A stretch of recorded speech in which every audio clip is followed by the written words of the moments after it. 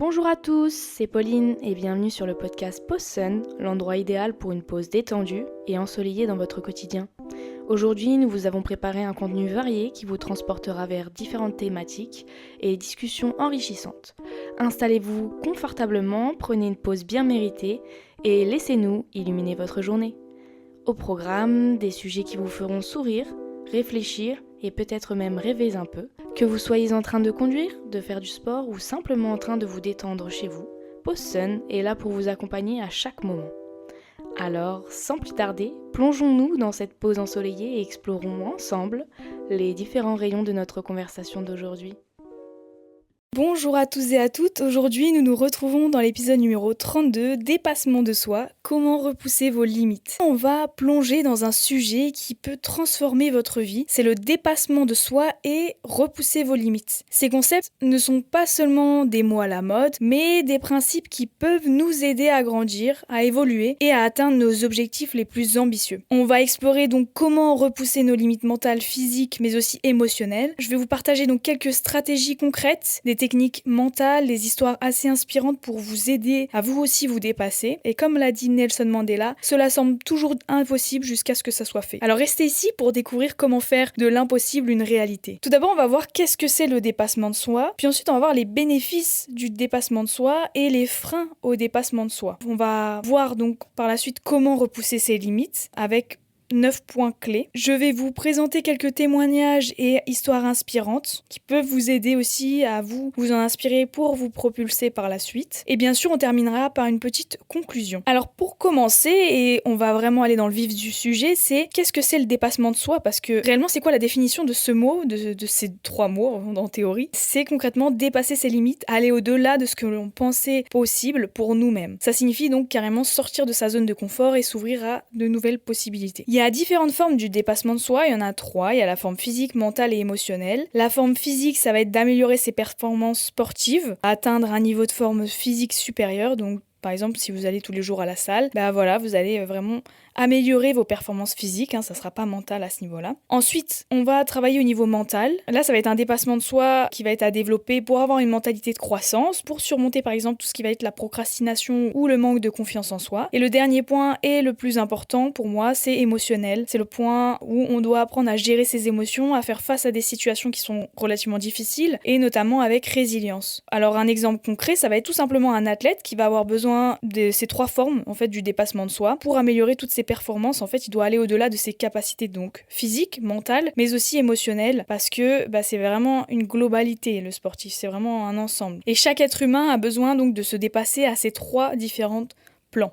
On va dire. Chaque session d'entraînement, par exemple pour un sportif ou un athlète de haut niveau, chaque compétition, c'est vraiment une opportunité de tester et de s'améliorer pour aller vers le meilleur pour lui. Le dépassement de soi, c'est pas limité qu'aux athlètes, faut bien en être conscient. Comme je vous disais avant, ça concerne tout être humain. C'est pas limité qu'aux personnes en quête de succès spectaculaire, mais c'est vraiment, ça concerne, comme je vous dis, tous les êtres humains sur cette terre. Ça peut s'appliquer à n'importe quel aspect de votre vie, et peut-être que pour vous, ça signifie apprendre une nouvelle compétence, améliorer vos relations personnelles, ou simplement surmonter des peurs ou des doutes personnels. L'idée centrale, c'est de pas se contenter de ce que l'on est actuellement, mais toujours d'aspirer à être meilleur, à être quelque chose de plus grand, d'être une meilleure version de soi-même, si on peut appeler ça comme ça. En gros, l'importance de ce concept, ça va être de repousser ses limites, qui va être crucial pour avoir une croissance personnelle. Et c'est en se mettant au défi que l'on va découvrir de nouvelles capacités et que l'on va tout simplement se découvrir et se développer. On va ensuite aborder les bénéfices du dépassement de soi, parce que c'est vrai qu'il y a des véritables bénéfices au dépassement de soi, sinon personne chercherait à se dépasser tout simplement, c'est vraiment tout bête. Dans un premier temps, ça va être la croissance personnelle, parce que à chaque fois que vous allez franchir une limite, vous allez apprendre quelque chose sur vous-même, sur vos capacités ou sur vos passions. Vous allez vraiment vous connaître de plus en plus et cette découverte va pouvoir vous mener à de nouvelles opportunités, à une meilleure compréhension donc de vos forces, de vos faiblesses, mais aussi de vos aspirations, ce à quoi vous aspirez, ce que vous avez envie de faire dans votre vie. Et c'est vraiment ça le bénéfice du dépassement de soi. On pourrait le qualifier d'une quête personnelle à travers ça. C'est des personnes qui sont accros au dépassement de soi, c'est un peu ça, c'est savoir jusqu'où est leur limite entre guillemets et jusqu'à où ils peuvent aller pour leur corps quoi. Quand je parle pour des sportifs, mais il y a aussi tout un aspect mental derrière, bien évidemment. Ensuite, il y a la résilience, parce que quand vous allez vous attaquer à des défis, vous développez tout simplement une capacité accrue à faire face à vos difficultés, aux difficultés de la vie. Il y a des échecs, il y a des obstacles qui deviennent des occasions d'apprendre plutôt que des raisons d'abandonner. Et d'ailleurs, j'ai un super livre qui parle de tout ce qui va être résilience, de rebondir face à l'échec. C'est le livre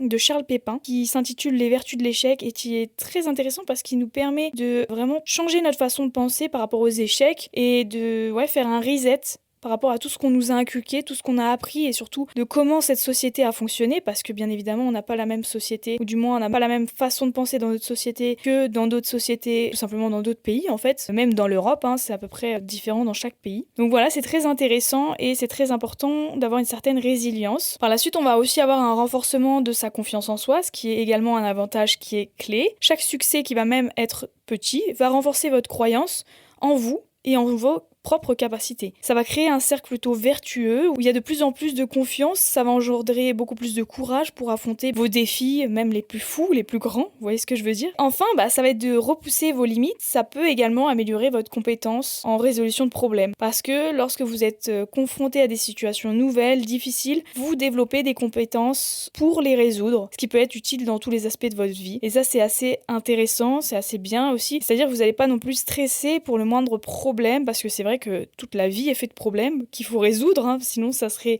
continuellement pénible notre vie si elle roulerait comme sur des roulettes. Évidemment qu'on va être confronté à certains obstacles, à certaines embûches, qu'il va falloir passer au-delà de tout ça, mais c'est comme ça qu'on va pouvoir aussi les traverser en essayant de se dépasser constamment. Des freins du dépassement de soi. Ça, c'est une chose que j'avais envie de parler parce que c'est bien de se dire vas-y, il faut que tu te dépasses et tout.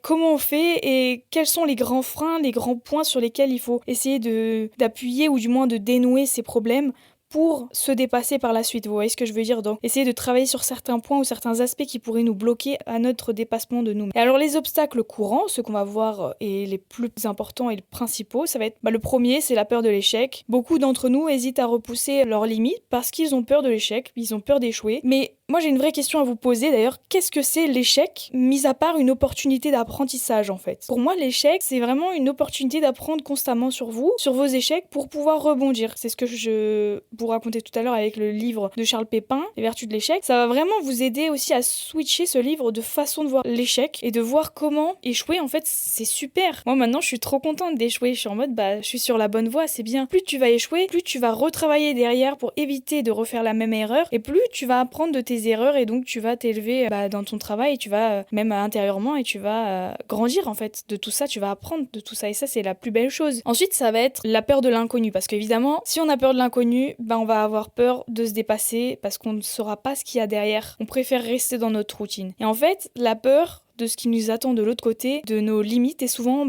paralysante. Et ça, c'est deux grandes peurs dont l'entièreté de la population est souvent confrontée, je dirais. Mais quand vous effectuez un travail sur vous-même et que vous arrivez à un peu lisser tout ça et à vous dire tant que j'ai pas effectué la chose, tant que j'ai pas testé cette activité ou peu importe, prendre son sac à dos et partir en voyage comme ça, vous pouvez pas vous dire oui, j'ai peur et tout. Enfin oui, ça fait peur, l'inconnu ça fait peur. De toute manière, tout ce qu'on ne sait pas, ça fait peur. Mais de toute manière, si vous le faites pas, vous allez être plus dégoûté de pas l'avoir fait. Le plus grand saut à faire, c'est d'y aller. C'est pas de se poser de questions, c'est d'y aller, c'est tout. Vous verrez qu'à la fin, c'est souvent en sortant de toute notre routine et tout, et en allant dans l'inconnu, qu'on évolue le plus. Et oui, ça fait peur parce qu'on sort de notre zone de confort, on sort de notre routine, de notre train-train habituel, et ça a un côté plutôt paralysant. Mais croyez-moi que en faisant du moins un premier pas, vous avez déjà fait le plus dur, et donc après ça sera le plus facile pour vous. Je sais pas trop comment vous l'expliquer, mais en tout cas c'est des grosses peurs, peur de l'échec et peur de l'inconnu, qui tétanisent un peu, mais quand vous travaillez dessus et que vous arrivez à relativiser et à switcher votre mentalité par rapport à ça,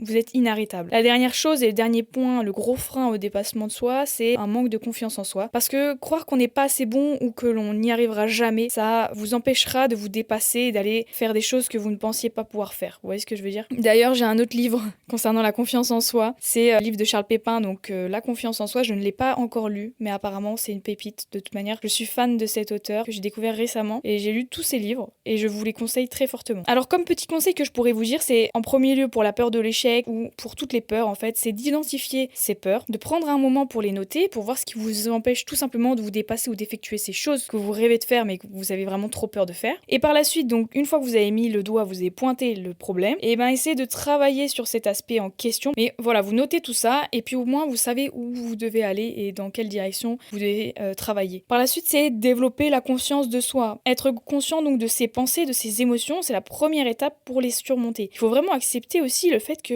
vous avez le droit de pas être bien, vous avez le droit d'avoir peur de l'échec, vous avez le droit d'avoir peur de l'inconnu et c'est normal. L'être humain a été fait pour se conformer, à rester dans sa petite routine, à toujours réussir et aussi c'est, comme je vous ai dit, notre société qui favorise ça. Mais c'est important de reconnaître les choses et surtout ses pensées, ses émotions, de les accepter, de les valider. Si déjà vous êtes dans le déni, on pourra pas aller au-delà de ça, on pourrait pas avancer. Ça c'est vraiment le plus gros à faire, c'est d'accepter toutes ces émotions, toutes ces pensées que vous avez en fait face à la peur de l'inconnu ou la peur de l'échec ou votre manque de confiance en vous pour un projet ou autre ou un domaine sportif ou etc. Ça concerne vraiment tout le monde, tous les domaines sportifs, professionnels, personnels, tout. C'est pareil pour tout. Vraiment là je parle du dépassement de soi mais pas uniquement pointé sur le domaine sportif ou professionnel, vraiment c'est dans la globalité de la personne pour réaliser vos projets en fait. C'est vraiment ça l'aboutissement de cet épisode, c'est pour une globalité. Alors là on va aborder un sujet qui va être assez gros dans cet épisode de podcast, c'est comment repousser ses limites, comment se dépasser. Alors repousser ses limites, ça va nécessiter tout simplement une combinaison de stratégies mentales et pratiques et je vais vous décrire quelques méthodes concrètes que vous allez pouvoir mettre en place dès aujourd'hui pour vous dépasser. Il y en a 9, donc il y en a beaucoup, c'est pour ça que je vous dis que c'est le gros de l'épisode. En premier, ça va être de définir ses objectifs clairs et mesurables, donc d'avoir des objectifs spécifiques, ça va être crucial. Plutôt que de dire je veux me remettre en forme, formuler un objectif précis comme par exemple je veux courir 5 km en moins de 30 minutes dans les 3 prochains mois. Ce sont des objectifs qui sont clairs, mesurables, qui vous donnent une direction précise et vous permettent aussi de mesurer vos progrès, ça c'est intéressant. Et pour vous assurer que tous vos objectifs sont bien définis, il va falloir utiliser, ou vous pouvez aussi utiliser, la méthode des objectifs SMART. Je sais pas si vous connaissez ou si vous avez déjà entendu parler de cette méthode SMART, mais le premier point, ça va être S, donc spécifique, le deuxième ça va être mesurable, le troisième atteignable, le quatrième réaliste et le cinquième temporel. Donc spécifique, ça va être tout d'abord de définir précisément ce que vous souhaitez accomplir dans un premier temps. Dans un deuxième temps, mesurable, ça va être de déterminer comment vous allez mesurer vos progrès. Troisième point, ça va être atteignable, donc s'assurer que vos objectifs sont réalisables, ça c'est très important. Quatrième, donc réaliste, ils doivent être ambitieux mais possibles à atteindre, parce que si vous vous demandez d'aller sur la lune, c'est pas possible pour vous dans la seconde. Et le dernier, c'est temporel, il va falloir fixer une échéance pour garder votre motivation intacte. Parce que si vous mettez je veux faire ça dans 15 ans, vous allez pas du tout être régulier et franchement ça va être pénible pour vous parce que vous allez avoir une vision à long terme beaucoup trop lointaine. Il faut alors définir quelques objectifs pour pouvoir rester à fond en fait dans ce projet, vous voyez ce que je veux dire? Donc si vous avez des projets, par exemple de devenir sportif de haut niveau, vous allez devoir mettre des deadlines, par exemple à chaque fin de mois vous allez devoir faire un récap ou du moins regarder vos progrès, ce que vous avez accompli, comment vous êtes amélioré et tout. Pareil pour au niveau professionnel, mais vous le faites quand même assez rapproché pour pas non plus perdre votre motivation et votre discipline par ailleurs. Pas un truc chaque année quoi, c'est trop long. Le deuxième point ça va être de briser les grands objectifs en étapes.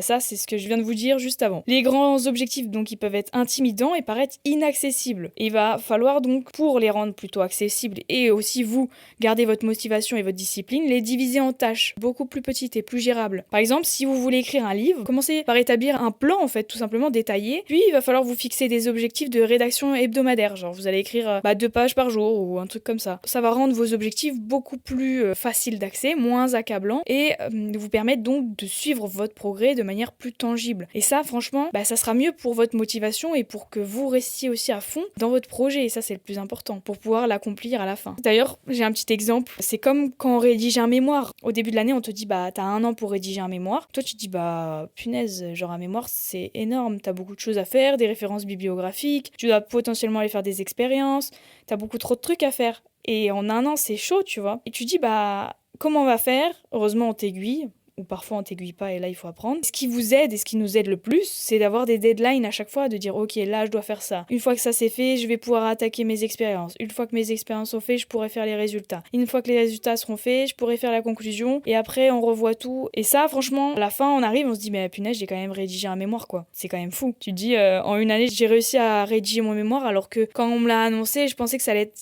impossible à faire. Et ben c'est comme ça. Plus vous allez être structuré, plus vous allez avoir des deadlines, mieux ce sera parce que pour vous ça va décortiquer le travail et vous allez avoir l'impression de travailler 2 fois moins alors que vous allez étaler votre travail sur une année ou sur plusieurs mois, peu importe, ce serait tout autant efficace. En troisième point, ça va être d'affronter vos peurs parce que nos peurs, comme je vous en ai parlé avant, la peur de l'échec, la peur de l'inconnu et aussi votre manque de confiance en vous, ça peut aussi vous paralyser et vous empêcher de vous dépasser. Donc il faut vraiment identifier ce qui vous effraie, il faut vous confronter à ces peurs de manière progressive, de pointer du doigt, c'est déjà une bonne chose, mais ensuite ça va être faire un travail progressif dessus. Si vous avez peur de parler en public, commencez tout simplement par des petites présentations devant vos amis proches avant de vous lancer dans des événements beaucoup plus grands. Et chaque étape, ça va vous aider à renforcer votre confiance en vous. Ça va être très important parce que si vous voulez vous dépasser, il faut vraiment avoir confiance en soi, il faut vraiment être sûr de soi, quoi. Parce que si déjà toi tu crois pas en toi, tu veux que ça aille où après? C'est ça le truc. Il faut déjà croire en soi, croire en ses projets pour pouvoir ensuite se dépasser parce que on sait qu'on aura une base solide, on aura un socle potentiellement solide pour se propulser, pour aller de l'avant. En petit 4, ça va être d'utiliser la technique de visualisation. Ça, je trouve ça vraiment top, c'est de vous visualiser en train de réussir vos projets. Vous allez fermer vos yeux et vous allez vous imaginer en train d'accomplir votre objectif. La visualisation, en fait, c'est une technique relativement puissante qui peut renforcer la confiance et la motivation. En vous voyant mentalement en train de réussir, vous allez vous préparer et aussi préparer votre esprit et votre corps à atteindre cet objectif en question. Donc ça, c'est très intéressant. Vous n'êtes pas obligé de le faire tous les jours, mais de temps en temps, c'est important pour se rappeler à l'ordre et pour savoir dans quelle direction vous allez. En petit 5, ça va être de cultiver sa résilience et sa persévérance. Tout d'abord, d'apprendre à se relever après un échec, c'est vraiment l'essentiel. Chaque chute, comme je vous ai dit, c'est une leçon d'apprentissage et une opportunité de croissance. La résilience, c'est vraiment la capacité avec laquelle vous allez rebondir après des revers, surtout des claques que vous aurez prises par la vie. Et c'est vraiment une compétence qui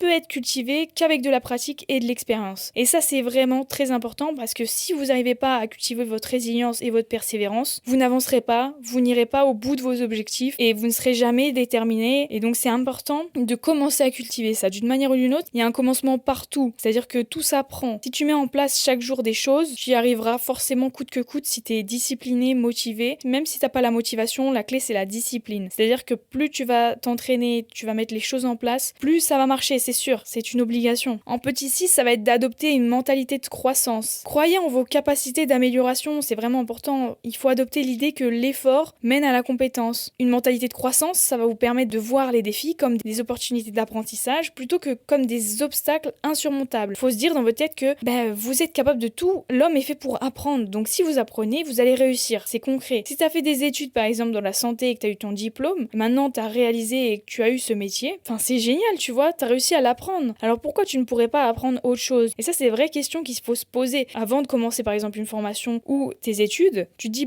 ok, ça a l'air super dur, ou je suis dans le droit et tout, je veux faire avocate, mais ça a l'air super dur, je sais pas comment faire et tout. Souviens-toi d'une chose, c'est que tous les avocats et les avocates, par exemple, de la France, sont obligatoirement passés par les études que tu as fait. Donc dis-toi que c'est pas insurmontable. Si d'autres êtres humains l'ont fait, tu en es capable. Et ça, c'est sûr, ils n'ont rien de plus que toi. Et ça, c'est des choses qu'il faut se rappeler pour rester motivé et discipliné dans la quête de ton objectif en fait, tout simplement. En petit 7, ça va être de mettre en place des techniques pratiques pour se dépasser. Donc comme de la méditation qui peut vous aider à rester concentré et calme face aux défis, elle va favoriser votre clarté mentale et va réduire tout le tas de stress que vous pourriez accumuler. Le journaling, c'est ce que je fais récemment d'ailleurs, j'ai entamé le journaling parce qu'au début j'aimais pas trop écrire tous les jours. J'ai trouvé une alternative d'ailleurs pour tous ceux qui détestent écrire à la main. Vous pouvez le faire sur votre ordinateur, c'est pareil. Et en gros, le journaling, c'est d'écrire vos pensées, vos émotions, vos progrès, tout ce qui peut amener à rester motivé ou à voir les changements sur le long terme. Vous avez une trace écrite de comment vous étiez à ce moment T, et puis vous pourrez relire ça dans quelques mois, dans quelques années pour essayer de comprendre des choses sur vous, ou même là, le journaling, en fait, ça sert aussi à vous libérer émotionnellement parlant. C'est une bonne technique pour vous libérer de charges émotionnelles. Moi, j'aime bien utiliser ça pour ça principalement. Mais c'est vrai que des fois, c'est intéressant d'écrire ses pensées et tout pour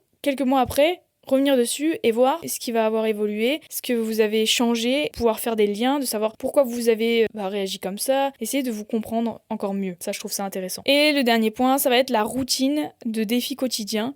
Donc fixez-vous des petits défis chaque jour pour construire votre résilience et augmenter progressivement vos capacités. Faites des petites routines, des petits trucs. Et comme ça, ça vous permet d'augmenter votre résilience et votre capacité à progresser aussi. Ça, c'est important. Le 8e point, c'est de s'entourer de soutien. Et ça, c'est primordial parce que, j'en parlais dernièrement d'ailleurs, mais avoir un réseau de soutien, c'est essentiel pour se dépasser. En fait, l'être humain, c'est un être sociable. Et donc, bien sûr qu'on peut évoluer seul, mais c'est important d'être auprès de mentors, près d'amis, de groupes qui partagent vos aspirations et qui vous permettent de vous élever et d'en apprendre plus sur vous et sur ce que vous aimez faire, sur comment vous êtes. Parce que, au final, ils peuvent vous offrir aussi des conseils, des encouragements, vous aider à rester motivé. Et en fait, tous les êtres humains s'apportent mutuellement et c'est grâce à ça qu'on va s'élever et qu'on va grandir ensemble. Et c'est le but, en fait, de la société. Enfin, moi, je le vois comme ça, quoi. Et le dernier point, bien sûr, c'est de célébrer les petites victoires. Évidemment, chaque progrès, aussi minime qu'il soit, doit être mérité, célébré. Parce que oui, vous avez eu votre diplôme dans un tel métier, mais en vrai, moi, ce que je faisais à chaque année, d'ailleurs,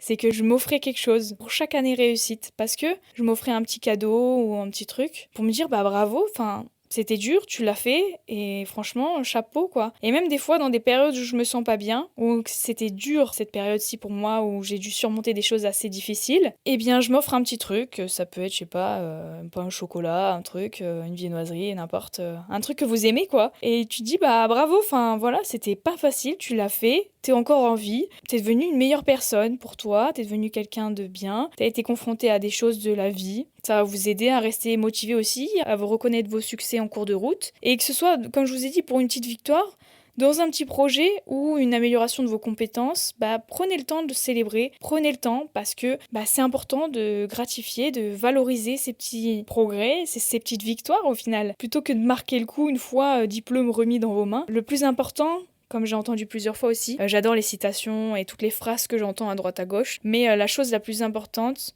c'est le chemin, pas le résultat. Parce que si t'es toujours sur le chemin en train de dire ouais, j'attends le résultat, au final, t'es pas du tout à fond dans le projet, t'es en mode je me projette dans le futur. Mais tu aimes pas ce qu'il y a dans l'instant T, alors que ça te change, évidemment, ça te change tout le chemin, ça te change, et il faut aimer ce processus, il faut apprécier, il faut être reconnaissant pour ce chemin que tu vas traverser et qui va te changer et qui va potentiellement t'aider à t'amener vers le résultat final. Et ça, c'est important. Pour terminer, je voulais vous parler de quelques petits témoignages et histoires inspirantes. Je me permettais pas de raconter une histoire personnelle parce que déjà, j'en avais pas.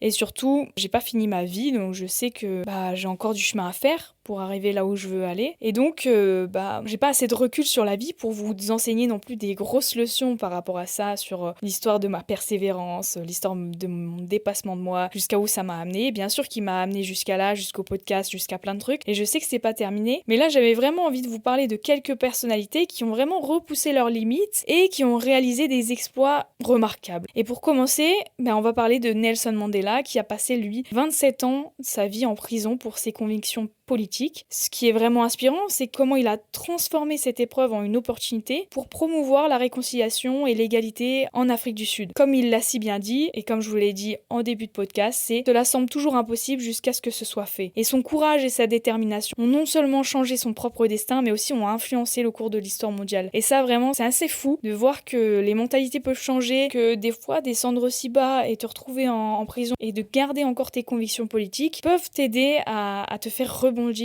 et à te mettre au final sur un piédestal. C'est assez fou. Un deuxième exemple, ça va être celui de J.K. Rowling, qui est l'auteur donc de la célèbre série Harry Potter. Donc, avant de devenir cet auteur où elle a vendu d'ailleurs le plus de livres de tous les temps, cette dernière, elle a traversé vraiment une période qui a été difficile, qui a été marquée par la pauvreté, le rejet de ses manuscrits. Personne ne voulait de ses livres au début, mais elle a jamais abandonné. Elle allait dans des petits pubs en plus parce qu'elle avait pas assez d'argent, elle avait pas assez de connexion internet pour pouvoir écrire pendant que son enfant dormait à côté d'elle dans sa poussette. C'était pas facile parce qu'en plus elle était mère et sa persévérance, elle a été récompensée. Elle a déclaré: il est impossible de vivre sans échouer à quelque chose, à moins que vous viviez avec une telle prudence que vous pourriez aussi bien ne pas avoir vécu du tout. En réalité, elle nous montre que le succès peut émerger même après des échecs répétés. Donc voilà pourquoi je vous dis, jamais s'arrêter aux premiers échecs, vraiment rebondir face aux échecs, parce que c'est un vrai tremplin. Forcément, la vie est faite d'échecs, c'est comme ça qu'on apprend. Là, franchement, ça a été de beaux échecs jusqu'à devenir la plus célèbre de tous les temps dans tout ce qui va être roman et surtout surtout dans le fantastique avec Harry Potter. Alors moi je trouve ça dingue. Et le dernier, bien sûr, Steve Jobs, le cofondateur d'Apple, qui est un exemple emblématique du dépassement de soi. Après avoir été évincé d'Apple,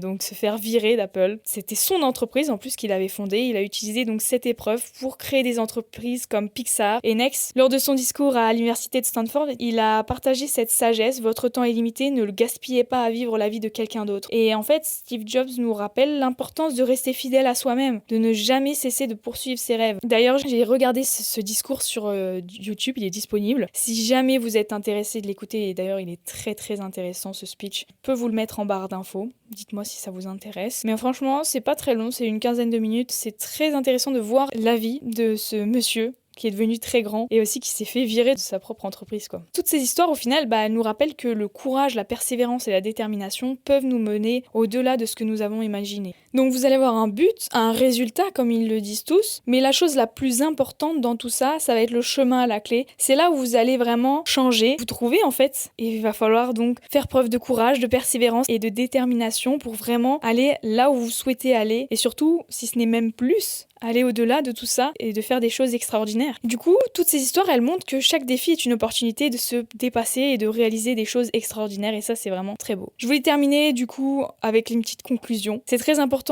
que vous preniez un moment après cet épisode pour identifier une limite que vous souhaitez repousser, par exemple cette semaine, ou que vous ne souhaitez pas affronter, que ce soit une peur de l'échec, que ce soit autre chose. Il faut la noter et surtout engagez-vous à faire un pas en avant, à travailler dessus pour pouvoir briser cette limite qui vous empêche de vous dépasser vous-même, qui vous empêche de garder cette persévérance, de garder cette détermination et surtout au final de pouvoir se dépasser soi-même. Essayez donc une nouvelle activité, apprenez quelque chose de nouveau, engagez-vous dans une conversation plus difficile que vous avez évité. Vraiment faites toutes ces choses qui sont difficiles pour vous parce que c'est en vous confrontant à des choses qui sont difficiles et qui vous sortent de votre zone de confort que vous allez évoluer et grandir. Et n'hésitez pas à partager toutes ces expériences ou du moins toutes ces peurs que vous avez ou que vous aviez sur les réseaux sociaux, sur ma page Posun en commentaire. En tout cas, j'espère que vous sentez prêt à relever vos propres défis, à repousser vos limites. Et n'oubliez pas que le véritable dépassement de soi commence là où la zone de confort se termine. Je vous remercie d'avoir écouté cet épisode de podcast qui m'a vraiment tenu à cœur parce que la détermination, c'est très important. Si vous avez apprécié cet épisode, n'hésitez pas à vous abonner à la chaîne pour ne rien manquer et à laisser un avis pour vous faire part aussi de vos impressions et à partager au plus grand nombre ma chaîne de podcast. Je vous souhaite une bonne journée, une bonne semaine, une bonne soirée, peu importe, et à la semaine prochaine pour un prochain épisode de podcast. Gros bisous, ciao ciao. Et voilà, c'est déjà la fin de notre moment ensoleillé sur Posun. J'espère que cette pause vous a apporté un rayon de positivité et d'inspiration. Si vous avez aimé cet épisode, n'hésitez pas à le partager avec vos proches et à me laisser un commentaire sur la plateforme sur laquelle vous m'avez écouté ou sur Instagram sur la page Posun. On se retrouve la semaine prochaine pour la suite des épisodes de Posun à base de positivité et de vibes ensoleillées. D'ici là, prenez soin de vous. C'était Pauline sur Posun. Ciao ciao!